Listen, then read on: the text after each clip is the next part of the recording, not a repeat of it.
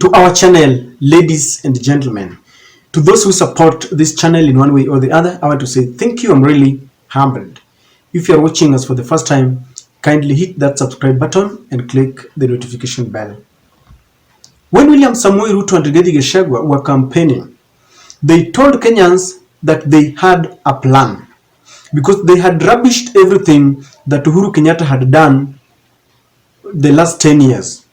He told their supporters that Raila Amolo Odinga became the chief advisor of Uhuru Kenyatta, and that is why Kenya failed, according to them. And when they took oath of office, expectations were so high because they had assured Kenyans that they had a plan. In fact, everything that they said, they assured that there was a plan, a clear plan on how to make things work. But now, almost 8 months down the line, we realize that the plan is not working. They continue to plan on the plan that they had said. Let's begin with the county governments. When William Ruto was campaigning, he signed a treaty with the county governments, and he told them that since he is working on what he believed is a bottom-up economy, he said that the people at the lowest cadre of the economic pyramid, most of them live in the rural suburbs, huko mashinani. And he said that in line with this, he was going to replenish the accounts of the county government. So he was going to add the money so that this reflects their belief in bottom-up economy. Turns out that they didn't add any more money. They maintained the 122 billion that were there during Uhuru regime. But even that money, as we speak, has not been sent to the counties, despite having a plan. The governors are still waiting for this money, but it is obviously, without hiding anything, there is no money. Despite having a plan to feed the county governments, to replenish their account, they have not received that money. Most of them cannot complain because Governor Waiguru is the chairperson of the Council of Governors, and she supports William Ruto, so she cannot speak. They are suffering in silence. Paying civil servants is something they had said they had a plan. But even as we speak, you all know that it is becoming very difficult for them. The other day, they delayed with the salaries, and I've seen they're trying to explain, but this is just damage control, because they know, Kenyans are not foolish. We know what is happening. So we still have challenges paying the civil servants, despite having a plan. The plan is not working. In fact, today, Rigathi Gachagua said that one of the reasons why salary is delayed is because of the previous regime, Uhuru Kenyatta, and he says that he was being advised by Raila Amolo Odinga. You can imagine 8 months down the line, we still want to blame the former regime. We have said here before that Rigathi Gachagua should study and try and emulate what Kibaki did. When Kibaki inherited our economy, it was worse than this one here, because the Nyayo era had dilapidated our economy to an extent that even Kibaki did not know where to start from. But instead of playing politics, instead of playing blame game, he sat down with think tanks, economists, and they planned. And that is how our economy grew. But Rigathi Gachagua, with the slightest opportunity, he will not sleep without calling and blaming the former regime, despite having a plan. The cost of living, they said they had a very clear plan, and they had blamed Uhuru Kenyatta.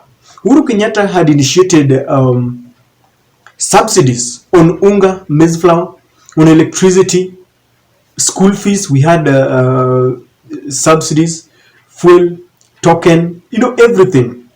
But they said that this was a waste of money, courtesy of the pressure and the conditions that they were given by the International Monetary Fund. So William Ruto decided to listen to the West.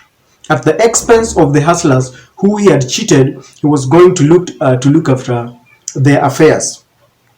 So they said that the best plan for them was to give Kenyans fertilizer. And to date, they say they give subsidized fertilizer. So we continue to wait as Kenyans wallow in hunger and drought. Rivers are drying, animals are dying, Kenyans don't have food. Despite having a plan, the cost of living is higher than the reach of a normal peasant farmer, a normal Kenyan. This is like a poem because despite having a plan, the plan is not working. KRA revenue collection is still below the target. They had prayed about it. They had told us that they had a plan. They were not going to depend on loans because they said that Kenyans must pay taxes. I remember at some point they pinpointed the Kenyatta family, saying that they were not paying taxes, and they were insinuating that some of these, what they call dynasty, quote in quotes, were not paying taxes.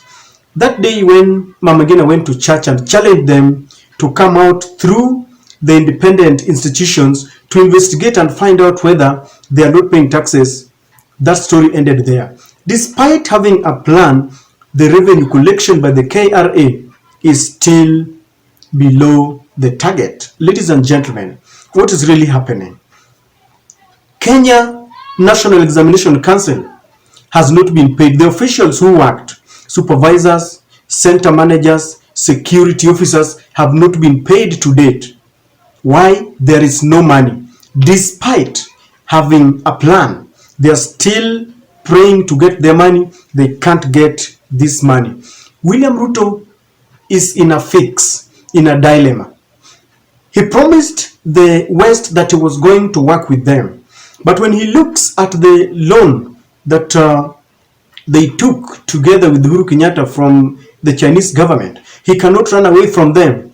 Otherwise, Kenya will be auctioned. So he is in a dilemma. He's still running in between. He wants to accept LGBTQ to please the USA. He wants to bring in the GMO, but Kenyans are still adamant because it's still lying in our courts. Kenyans have said that they want public participation before this is done. China is really watching because any slightest mess, William Ruto is in problems. So despite having plans, they have taken even more loans, even from the Chinese government, from Korea. They had said that getting more loans is not sustainable, but they are now getting more loans despite having a plan. So ladies and gentlemen, when William Ruto was campaigning, the plan was the campaign gimmick, and people voted him. Those hustlers who believed him voted him in. Recently, you saw him appointing the CAS, the Chief Administrative Secretaries. Despite a court order, they are still reporting to offices.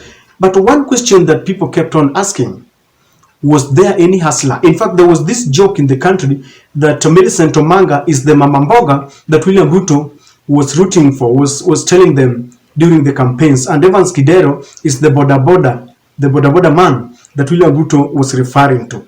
Despite having a plan for the hustler nation, hustlers continue to cry because the level of poverty is going higher and higher. Unemployment rate is going higher and higher. And this is the reason why the Azimio is getting more popularity when they call for mass actions. There are those who go for mass actions not because they feel Raila's votes were stolen, but they want the cost of living to come down. Fallacious stories and the fallacies that they gave the hustler nation has always been unearthed, and they know that they were lying. The funniest part of it and the saddest part is that they continue to lie. Some of the hustlers have still buried their heads in the sand and they can't realize what is happening. It seems as we speak that the only plan is now to plan how to plan for the plan. And that is my take.